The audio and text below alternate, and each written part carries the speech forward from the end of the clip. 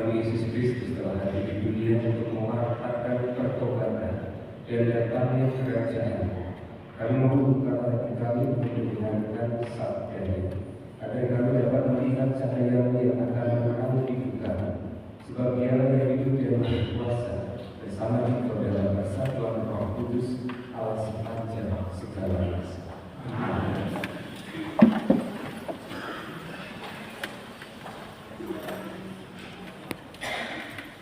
Bacaan dari kitab Yesaya. Allah yang Tuhan merendahkan tanah Zebulon dan tanah Naftali, maka demikian tadi Tuhan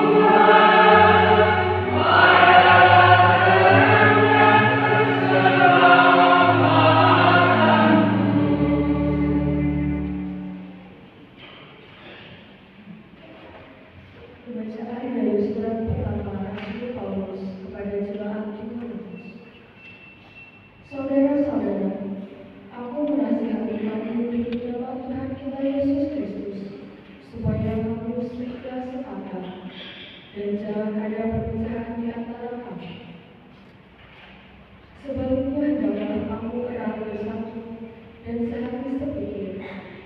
Sebab saudara-saudaraku, aku telah diberitahu oleh orang-orang dari keluarga Chloe bahwa ada perselisihan di antara kami. Yang aku maksud ialah bahwa kamu masing-masing berkata, aku dari golongan Paulus, atau aku dari golongan Apolos, atau aku dari golongan Kefas, atau aku dari golongan Kristus. Apakah Kristus terbagi-bagi? Adakah Paulus disalibkan demi kamu?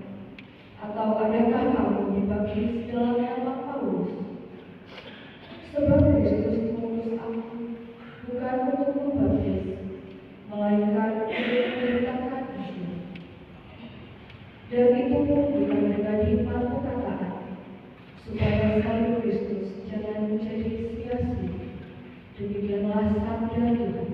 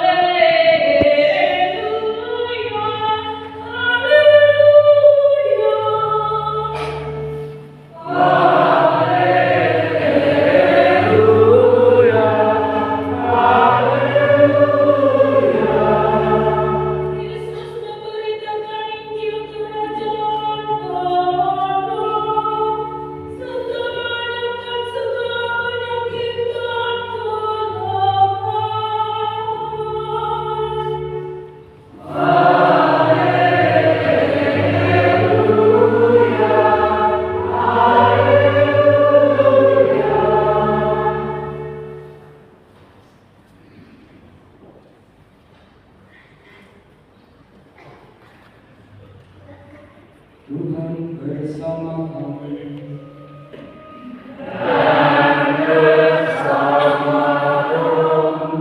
Inilah Injil suci menurut Sang Pelaku.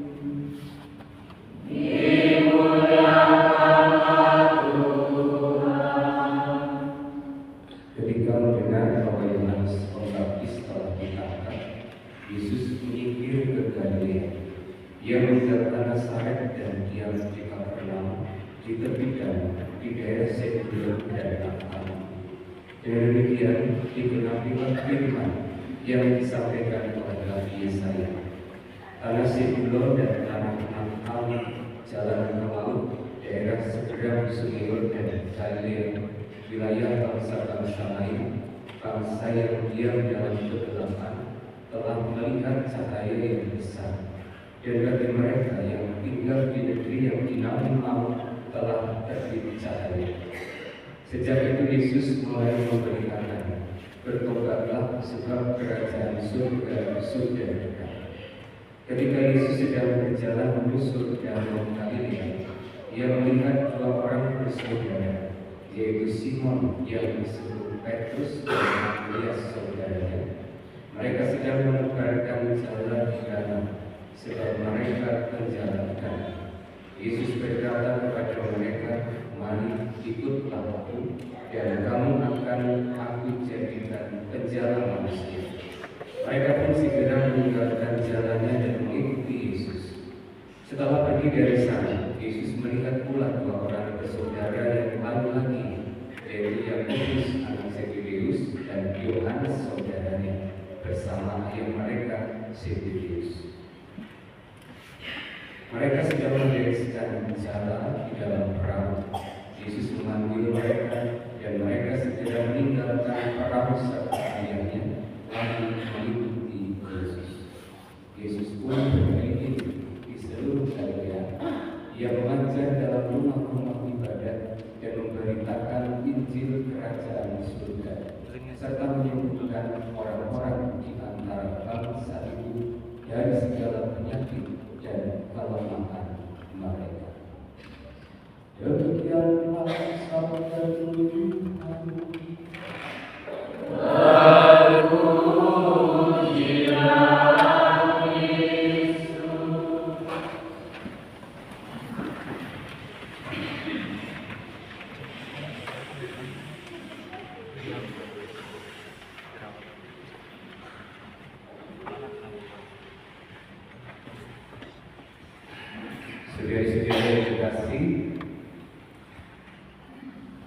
Renungan yang saya tawarkan pagi ini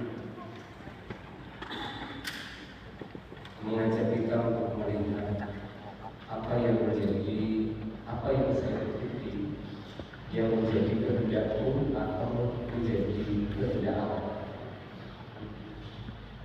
Dari sebuah pertanyaan apa yang saya ikuti atau mana yang saya ikuti, kehendakku atau kehendak Allah.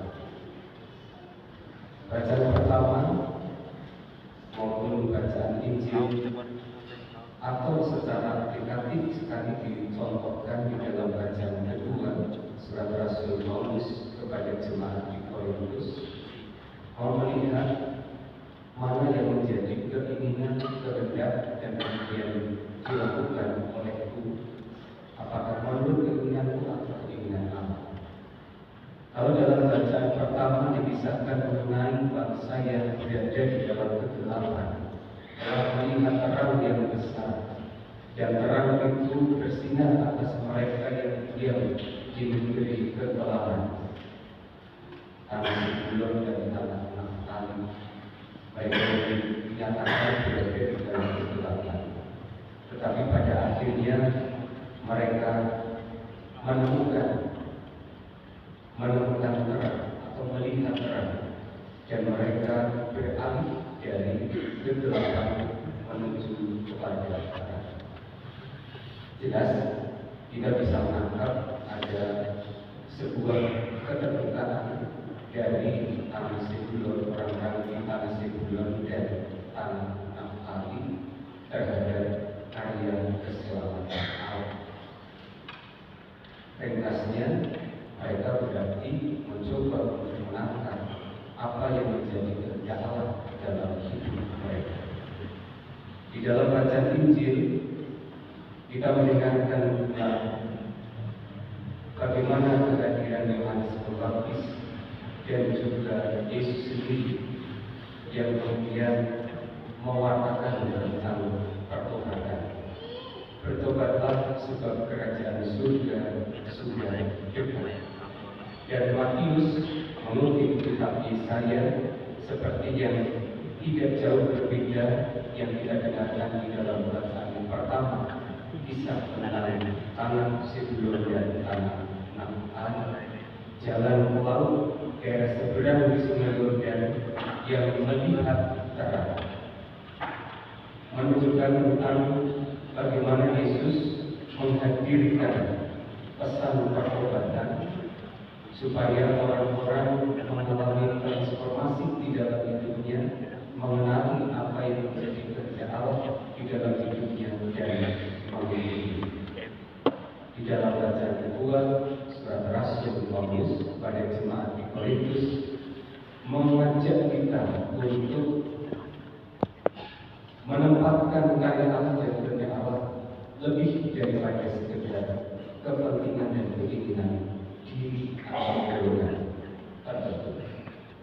Maka prinsip kesatuan itu mengalir dari kehendak Allah. Prinsip keterpisahan tidak mengalir daripadanya. Maka saudara-saudara terkasih, kita bisa merangkum bacaan-bacaan ini dengan merenungkan apa yang selama ini menjadi kecenderungan diri saya, mengikuti keinginan diri, kepentingan golongan tertentu, atau belajar untuk menangkap dan memaknai apa yang menjadi kehendak Allah di dalam hidup saya atau kita. Saya berjumpa dengan seorang yang ternyata adalah pendeta. Waktu itu dari Mojokerto pulang ke Solo, saya duduk di stasiun sekitar jam 1:30, jam 2:30. Lalu yang lain naik mobil pulang ke Mojokerto, saya naik kereta saya jam 6 sore. Lalu di depan stasiun itu ada kafe kopi. Saya masuk ke sana, maksudnya menghabiskan waktu dari jam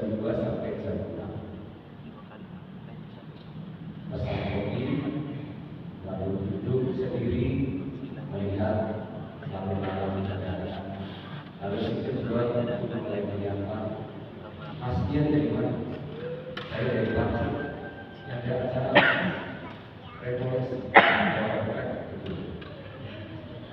Oh, pasti jadi apa? Peserta atau saya hanya dia saja jadi visitor. Oh, pastinya pro masih sebelas. Mau jawab tidak, bukan. Nanti akan diikuti dengan pengumuman selanjutnya. Kalau kita akan menunjukkan, maka saya mengatakan iya, pro. Gereja Katolik sekarang umumnya banyak yang muda-muda ya. Iya, kebetulan yang ingat muda, tapi banyak yang sudah tua. Kalau dulu lalu sampai dia cerita tentang saya pendeta, tapi emeritus sudah pensiun, pendeta GKI Mojokerto. Lalu dia mulai cerita tentang tokoh-tokoh filsafat, tokoh-tokoh teologi yang pernah dia pelajari.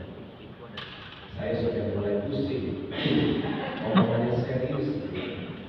Pada dulu mata kuliah semester 1, 2 awal-awal tokoh-tokoh Thomas Aquinas, David Hume, Albert Marx, baru pusing. Saya menanggapi secukupnya. Sebenarnya saya lupa banyak. Tapi berita ini menarik mengajak untuk berdiskusi dari siang sampai hampir saya berangkat. Yang menarik adalah bahwa di dalam percakapan itu pendeta ini mengisahkan bagaimana ia menemukan perspektif baru di dalam berpastoral ketika membaca karya atau tulisan dari tokoh-tokoh Katolik. Seorang pendeta, tetapi dia mendapatkan pencerahan di dalam pastoral pelayanan. Secara khusus ketika dia memaknai teologinya, pemahaman tentang teologi dalam perspektif Katolik. Saya sekarang lebih memilih untuk melihat dari bawah, teologinya dari bawah, artinya melihat bagaimana penjual itu menemukan pengalaman perjumpaannya dengan Tuhan di dalam pekerjaan mereka. Saya tidak berusaha untuk menjejali mereka dengan konsep teologisasi dari atas pendeta itu diceritakan. Tapi saya belajar bagaimana sih seorang penjual gendongan itu menemukan dan mengalami Allah di dalam hidupnya. Bagaimana tukang becak ini menemukan pengalaman syukur di dalam pengalaman yang sangat sederhana di dalam hidup mereka. Bukan saya yang menjadi mereka dengan konsep-konsep teologi saya. Itu pengalaman yang menarik bagi saya. Ada sebuah transformasi di dalam pengalaman rohaninya, caranya berteologi dari buku-buku Katolik, literasi Katolik. Perubahannya di mana? Mulanya dia lebih banyak menekankan konsep yang dia punya untuk diterima dipahami oleh jemaatnya. Pemikiran-pemikirannya yang ortodoks supaya diterima. Alhasil ternyata yang saya lakukan tidak mudah ditangkap oleh mereka, dan umat tidak menemukan pengalaman perjumpaan personalnya dengan Tuhan. Dia mengatakan, saya menemukan pertobatan saya ada di situ. Pertobatan yang dia temukan, yang dia alami melalui sebuah tulisan. Ternyata dari membaca, dari tulisan sebuah buku yang dia temukan, dia bisa menemukan pengalaman transformasi di dalam hidupnya, pertobatan. Kita juga bisa menemukan pengalaman transformasi atau pertobatan itu dengan berbagai macam cara, di mana Tuhan hadir untuk membuka hati kita pribadi-pribadi yang baru di dalam kehidupan kita. Kalau saya menyinkronkan dengan orang-orang petani Zebulun dan tanah Naftali, atau di dalam kisah Paulus, bagaimana masing-masing golongan menyebut, aku dari golongan Apolos, aku dari golongan Kefas, aku dari golongan Kristus, yang kemudian diminta apakah Kristus terbagi-bagi, adakah Paulus disalibkan demi kamu, dan seterusnya. Pengalaman transformasi atau pertobatan itu masuk dalam pengalaman hidup kita secara pribadi, entah melalui proses perjumpaan dialog bersama dengan pribadi-pribadi lain, atau pengalaman iman personal yang kita temukan di dalam pengalaman hidup, atau juga perjumpaan literasi ketika kita membaca, merenungkan bacaan-bacaan atau informasi yang kita dapat. Saya mengajak kita semua menangkap apa yang menjadi kehendak Allah itu hadir melalui berbagai macam cara dan peristiwa yang bisa kita tangkap dengan baik ketika kita membuka hati terhadap karya-karya. Bukan tidak mungkin bahwa Allah hadir melalui hal yang sangat sederhana, hanya membaca saja. Ternyata Tuhan berkarya di dalam hidup. Mengapa saya mengapresiasi pengalaman pertobatan pendeta Emeritus ini? Karena ia lebih mendapatkan hidupnya di dalam atau di dalam jemaat Kristen. Ini yang bagi saya menjadi pengalaman yang inspiratif. Ternyata pencerahan atau pertobatan tidak selalu melalui pengalaman yang luar biasa, tetapi yang terpenting adalah membuka hati terhadap mana dan apa yang menjadi kehendak Allah di dalam kehidupan saya. Sebagai seorang pendeta, sebagai seorang imam, sebagai seorang awam dengan tugas tanggung jawab yang Allah percayakan kepada kita masing-masing. Ada semua dipanggil untuk memaknai hidup terus-menerus.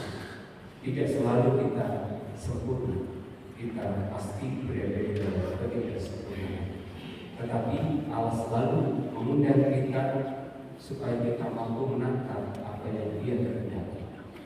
Belajar terus menangkap kehendak, bukan selalu mengikuti apa yang menjadi kehendak diri atau golongan tertentu.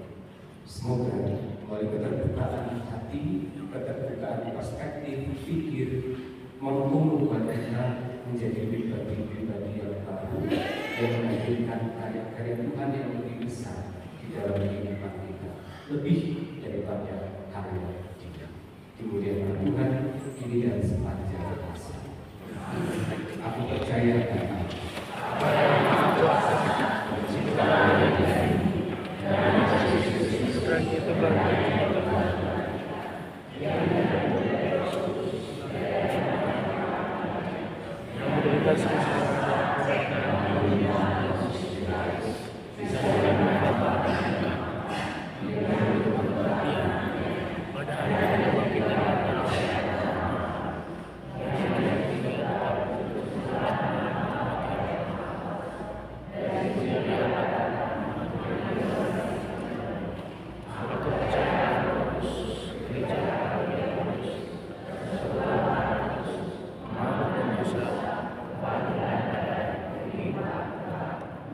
Kristus bersabda, bertobatlah sebab kerajaan surga dekat.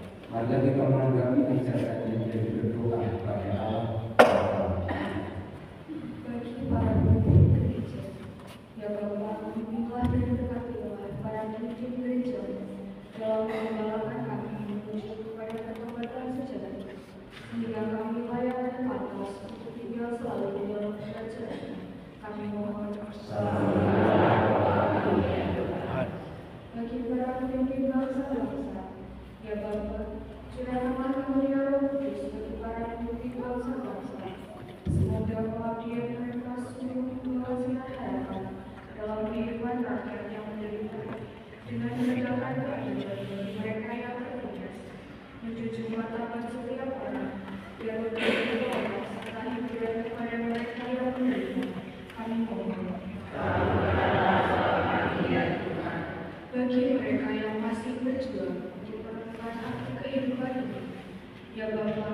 Tuntutlah mereka yang masih berjuang menemukan arti hidup ini kepada Kristus sebagai jawaban atas kerinduan hati mereka atas kebaikan dan kebenaran. Kami mohon. Bagi kita semua di sini, ya Bapa, berkatilah kami semua agar kami mampu menjadi terang bagi semua orang, terang yang menuntun orang kepada kasih Allah. Kami mohon. Mari kita doakan puji syukur nomor 177. Bapa yang Maha Pengasih dan Berdaya, menjelang akhir hidupnya, Yesus telah berdoa bagi para muridnya. Semoga mereka semua bersatu, seperti Engkau ya Bapa, ada dalam aku dan aku dalam Engkau, supaya mereka juga bersatu dalam Engkau, agar dunia ini percaya bahwa Engkau telah mengutus aku. Maka kami mohon ya Bapa, semoga semua orang Kristen bersatu padu dan tidak persatuan kesatuan. Semoga seluruh pemimpin umat semakin menjadi kemuliaan kesatuan. Musnahkanlah kesatuan akibat perpecahan umat Kristen. Semoga kesatuan umat Kristen merupakan sumber perdamaian dan tanda kasih Kristus bagi seluruh umat manusia. Para Tuhan Yesus Kristus telah bersabda kepada para rasul, "Damai ditinggalkan olehmu, damai diberikan kepada. Janganlah pamer besar-besaran, melainkan percaya kepadamu, dan berikan hati serta persatuan kepada kami sesuai dengan kehendak-mu. Pandanglah Allah dan Tuhan Yesus. Semoga semua yang telah dikuduskan oleh satu kebaptisan diberkati Tuhan oleh kesatuan iman dan ibadah kasih. Buatlah kami semua menjadi satu kawan dan Kristus ini sebagai satu-satunya Allah yang hidup dan berkuasa bersama Engkau dalam persekutuan Roh Kudus sepanjang segala zaman. Allah Bapa kami, jangan membiarkan orang yang percaya kepada terang hidup dalam kegelapan dosa. Semoga terang menjadi penuntun kami jalan yongsam Engkau, sebab Dialah Tuhan pengantar kami. Amin. Lanjutkan hidup di dunia.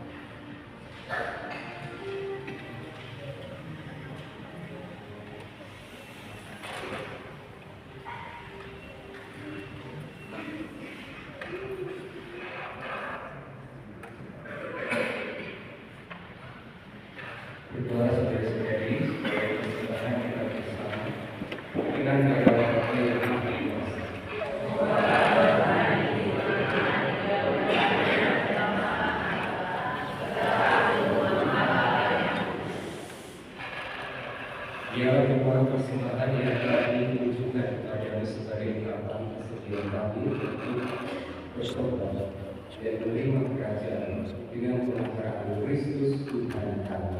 Amin. Tuhan bersama. Mari kita berkata kepada Tuhan. Mari kita bersyukur kepada Tuhan Allah. Sungguh pantas dan benar layak dan diselamatkan bahwa kami selalu dan dimanapun bersyukur kepada Tuhan Bapa yang kudus, Allah yang Maha Kuasa dan kekal dengan pengajaran Kristus Tuhan kami. Sebab dengan kelahirannya dia mempelahkan manusia yang mampu, dengan penderitaannya dia menghapus dosa kami, dengan bangkit dari antara orang mati dia memberikan jalan untuk hidup yang kekal, dan dengan naiknya di hadapan Bapa dia membuka Allah di surga. Sebab itu bersama dengan lawan dari para kudus, kami menyanyikan ada pujian bagi dengan kata inti yang berbahagia.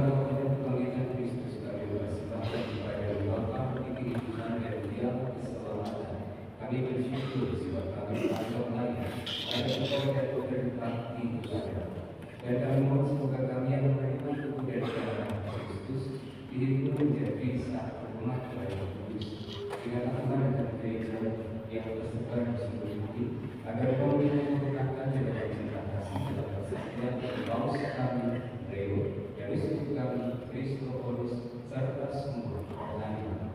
Ingatlah juga akan saudara-saudari kami yang telah meninggal dengan harapan akan bangkit, dan akan semua orang yang telah berpulang dalam rahmat, dan terima mereka dalam cahaya wajah.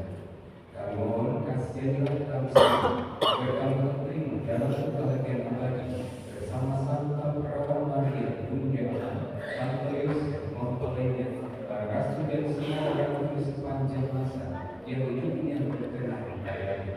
Semoga kami pun kau perkenankan turut serta memuji dan memuliakan kita dengan pengangkatan Yesus Kristus Putra, dengan pengangkatan Dia bersama Dia selama Dia bersama Allah yang Maha Kuasa dan seluruh segala hormat dan kemuliaan sepanjang segala masa. Amin.